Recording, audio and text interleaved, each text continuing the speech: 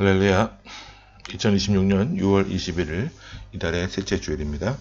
오늘은 창세기 29장 1절로 35절에 있는 말씀을 본문으로 삼아서 우리를 변화시키기 위해 다루시는 하나님, 변화시키기 위해 다루시는 하나님, 이런 제목으로 하나님의 말씀을 선포하기 원합니다. 구약성경 41쪽이 되겠습니다. 우리가 경험하는 시간이라고 하는 것은 절대적인 시간이 있고 또 상대적인 시간이 있다고 볼 수 있습니다. 절대적인 시간이라고 하는 것은 흐름 안에 있는 시간을 말합니다. 1시간, 2시간, 3시간 이렇게 자연스럽게 흘러가는 시간이죠. 사람들은 절대적인 시간이 전부라고 생각하지만 우리가 느끼기에 시간은 분명히 상대적인 모습이 또한 있음을 알게 됩니다. 어떤 날은 시간이 굉장히 빨리 지나가고 또 어떤 날은 굉장히 더디게 시간이 가는 것을 경험들 해보셨을 겁니다. 내가 좋아하거나 사랑하는 사람과 함께 시간을 보내게 되면 정말 눈 깜짝할 사이에 시간이 지나가 버리게 되지만 상대하기 어려운 사람, 같이 있기 싫어하는 사람과 함께 있게 되면 5분조차도 견디기 힘들고 그 5분이 마치 5시간을 버티는 것과 같은 그런 느낌을 갖게 되죠. 오늘 본문의 야곱은 사랑하는 사람을 만났기에 긴 시간도 짧은 시간처럼 느끼게 됩니다. 야곱이 자기 집을 떠나서 외삼촌 라반의 집 하란까지 오게 됩니다. 그곳에 와서 한 달여간을 거하게 되는데 그곳에서 외삼촌의 두 딸 레아와 라헬을 만나게 됩니다. 야곱의 마음을 사로잡은 여인은 첫째 딸이 아닌 둘째 딸이었던 라헬이었어요. 외삼촌이 라반이 이곳에서는 일하면서 오래 거할 것이라고 한다면 품삯을 청하라. 그러면 내가 품삯을 주겠다라고 이야기를 합니다. 그러자 야곱이 이런 이야기를 하는데 우리 본문 18절과 19절을 먼저 함께 보겠습니다. 시작. 야곱이 라헬을 더 사랑함으로 대답하되 내가 외삼촌의 작은 딸 라헬을 위하여 외삼촌에게 7년을 섬기리이다. 라반이 이르되 그를 내게 주는 것이 타인에게 주는 것보다 나으니 나와 함께 있으라. 자, 야곱이 지금 라헬을 얻기 위해서 외삼촌에게 이런 말을 합니다. 라헬을 위해 7년을 봉사하겠다고요.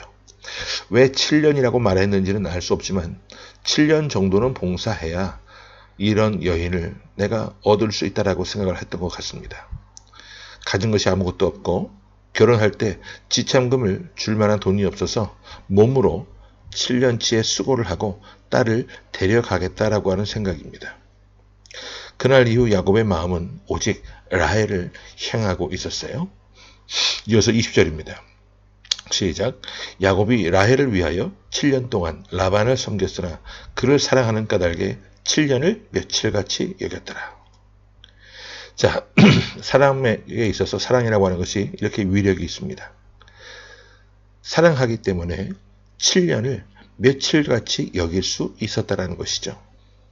그런데 7년 동안 봉사하고 난 다음에 라헬과 결혼하는 줄 알고 결혼식을 올렸는데 아침에 눈을 떠보고 나니까 옆에 있는 사람이 라헬이 아니라 누구였습니까?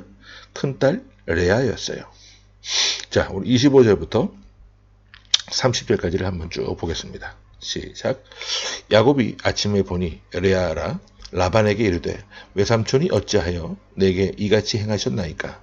내가 라헬을 위하여 외삼촌을 섬기지 아니하였나이까? 외삼촌이 나를 속이심은 어찌됨이니까? 26절. 라반이 이르되 언니보다 아우를 먼저 주는 것은 우리 지방에서 하지 아니하는 바이라. 이를 위하여 7일을 채우라. 우리가 그도 내게 주리니 내가 또 나를 7년 동안 섬길지니라. 야곱이 그대로 하여 그 7일을 채우매 라반이 딸 라헬도 그에게 아내로 주고 라반이 또 그의 여종 빌하를 그의 딸 라헬에게 주어 시녀가 되게 하매 야곱이 또한 라헬에게로 들어갔고 그가 레아보다 라헬을 더 사랑하여 다시 7년 동안 라반을 섬기더라. 여호와께서 레아가 사랑받지 못함을 보시고 그의 태를 여셨으나 라헬은 자녀가 없었더라. 자, 첫날 밤을 지내고 나니까 캄캄한 밤에 부인의 얼굴을 확인하지 못했는데 아침에 일어나 보니까 세상에 자기가 사랑하는 라헬이 아니라 레아였어요. 그래서 따지죠. 어떻게 외삼촌이 나에게 이럴 수 있습니까? 그때 라반이 이야기하기를 우리 집안에는 형보다 아우를 먼저 주는 풍습이 없으니 네가 또 7일을 채워라. 라반이 7일을 채우라고 하는 것은 뭐냐면 결혼 잔치 기간이 7일인데 마무리를 잘 하라는 그 말이에요. 7일 동안 아무 말 하지 않고 침묵하면서 잘 지내게 되면 라헬마저도 너에게 주겠다고 이야기합니다. 잔치 7일 후에 라헬을 받고 그 라헬을 받은 대가로 또 7년을 일하게 되죠. 야곱은 이런 라반의 제안을 받아들였습니다. 그래서 총 14년 동안을 한 여인을 위해 한 집에 머슴같이 일하게 되죠.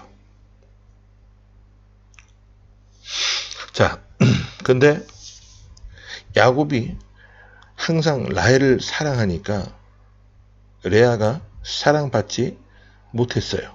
그런데 이 모습을 보고 하나님께서는 레아의 태를 열어주셨고 라헬의 태는 열어주지 않으셨어요. 그래서 자녀들이 태어날 때마다 누가 태어나느냐? 레아의 자녀들만 태어나는 거예요. 레아를 통해서만. 우리가 이제 다음 주에는 창세기 30장을 보게 되는데 이 라헬과 레아 사이에 치열한 아기 낳기 대회가 시작되는 모습을 보시게 될 겁니다. 자, 그런데 사람에게 특히 남편에게 이 외면을 당했던 레아를 하나님이 눈여겨보고 계셨는데 그녀는 아들들의 이름을 지을 때 자신의 신앙 여정을 담아서 이름을 지어냅니다. 그것이 이제 31절부터 35절에 나오는데요. 루벤은 여호와께서 나의 괴로움을 보셨다라고 하는 뜻을 갖고 있는 이름이고 시므온은 여호와께서 들으셨다라는 뜻을 갖고 있습니다. 레위는 이제 남편이 나와 연합하리라라는 뜻을 갖고 있고 유다는 이제 여호와를 찬송하리로다라는 뜻을 갖고 있습니다. 하나님은 결국 유다를 통해서 메시아의 계보를 이어가시죠. 우리가 자녀를 사랑하면 또 사랑하면서 양육하게 되면 사랑하는 만큼 시간이 빨리 지나가는 것을 경험하게 됩니다. 내가 교회를 사랑하면 교회를 사랑한 만큼 시간이 빨리 지나가고 내가 맡겨진 직분을 충성하며 사랑한 만큼 시간 또한 빨리 지나가요. 내가 맡은 일을 사랑하게 되면 그 일을 감당하는 동안 나는 참 행복해지기 때문에 그 행복한 이유로 말미암아 지난 일들이 빨리 지나가게 됩니다. 사랑의 힘은 죽어가는 사람도 살리고 병든 자도 고치고 아픈 자도 낫게 하는 그런 위대한 힘이 있습니다. 바울은 고린도전서 12장에서 13장으로 넘어가면서 이런 말씀을 했죠. 너희는 더욱 큰 은사를 사모하라. 내가 가장 좋은 길을 너희에게 보이리라. 그리고 13장을 펼치면서 시작하면서 사랑의 장을 시작합니다. 그리고 사랑을 은사라고 말씀하죠. 그러면서 너희는 더욱더 큰 은사를 사모하라고 합니다. 여러분 사모하라는 말이 뭡니까? 구하라는 거예요. 은사라고 하는 것은요. 구하는 자에게 주시는 하나님의 선물이에요. 그래서 여러분들에게 어떠한 특별한 은사가 필요하다고 한다면 사모하시기 바랍니다. 사모하면서 구하시기 바랍니다. 우리 안에 내가 정말 견디기 힘들고 붙들고 있기 힘겨운 그런 어려운 문제가 있다고 한다면 하나님 앞에 사랑의 은사를 구하시기 바라요. 하나님, 제가 제 가족을, 우리 교회를, 내가 섬기는 우리 공동체를, 내가 정말 하기 힘든 일들을 사랑할 수 있도록 도와주옵소서. 사랑의 은사를 주시고 사랑의 눈멀게 해주셔서 내가 사랑하기 때문에 시간이 빨리 지나가게 해주시고 내가 사랑함으로 행복하게 해주시고 내가 사랑함으로 능력도 나타나게 해 주옵소서. 사랑의 은사를 이렇게 구하게 되면 우리는 사랑하는 만큼 행복해질 수 있습니다. 또한 오늘 본문을 보면 하나님께서 야곱을 정말 사랑하셨다라고 하는 것을 알 수 있게 되는데 왜냐하면 하나님께서는 그를 철저하게 연단하고 있기 때문입니다. 야곱이 어떤 사람이냐? 옷으로 말미암아 형과 아버지를 속인 사람이었어요. 나중에 자신도 자기 자식에게 옷 때문에 속임을 당하죠. 수십 년을 옷 때문에 가슴 아파하면서 아들 요셉을 가슴에 묻고 눈물로 살아가야 했던 세월이 있었습니다. 그런데 그것은 자기가 옷을 통해 아버지를 또 형을 속인 대가였어요. 야곱은 또한 장자의 서열을 속인 사람입니다. 원래 둘째 사람이었지 않습니까? 큰아들 에서의 축복을 가로챘던 사람이에요. 자기도 서열을 바꾸어서 속인 사람인데 하나님께서도 똑같은 방법으로 야곱을 훈련시키셨습니다. 라헬인 줄 알고 첫날 밤을 보냈는데 레아였어요. 외삼촌인 라반에게 속은 것이죠. 내가 속일 때는 괜찮고 내가 속아보니 억울하다? 이건 말도 안 되는 것이잖아요. 하나님은 사랑하는 사람을 훈련하시면서 그가 살아온 인생대로 되갚아 주십니다.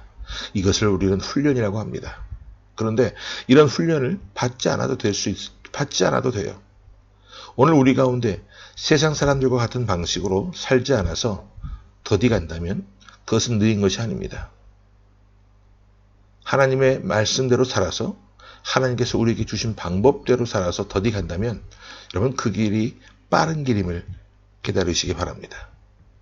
야곱의 인생을 통해서 느리게 가는 것이 느린 것이 아니고 빨리 간다고 해서 빠른 길이 아니라고 하는 사실을 깨닫고 마음에 새기는 삶이 될 수 있기를 바랍니다.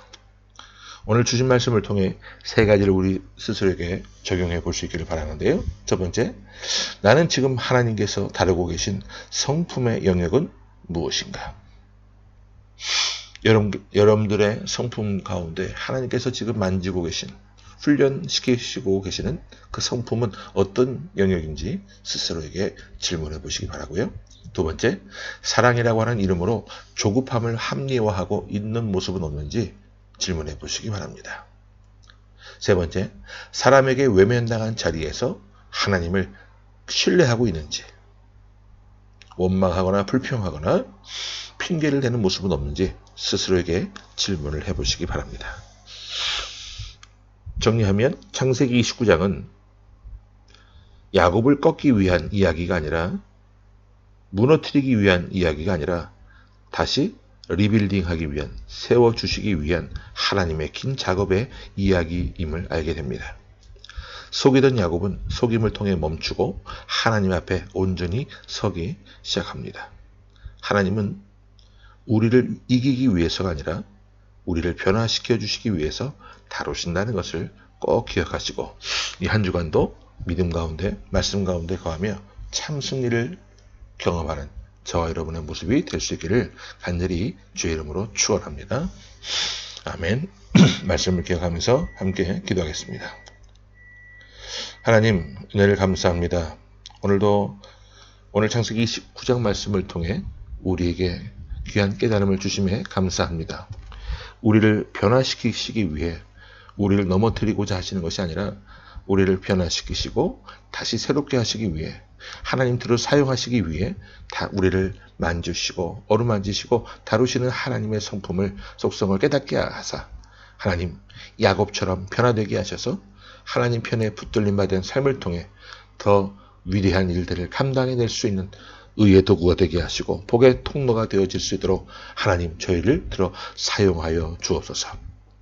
이 한 주간도 말씀을 붙잡고 나아가 살아갈 때에 승리하게 하시고 하나님 앞에 합당한 모습으로 쓰임받으며 영광 돌리는 복된 삶의 모습 되게 하여 주옵소서.